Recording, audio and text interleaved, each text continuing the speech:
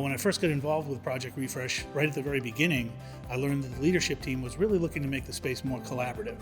And by doing that, they were lowering the existing cubes by about 3 feet and giving people eye contact over the cubes, opening up the environment a great deal. And they were also adding a lot of reflective surfaces, so it was going to become a noisy environment. Conversations were distracting, phone calls, even sneezes and hiccups and stuff like that. It was just difficult to work.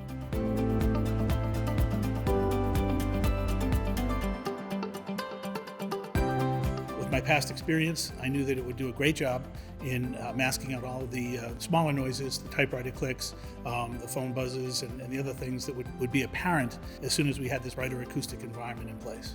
When the project refresh was completed, the staff moved into the work area about 2 weeks before the Cambridge sound masking system was installed, and it was a night and day difference once it was installed. It was so distracting to work prior to the system getting in place, and once it was in place, it was just easier for all of us to work together.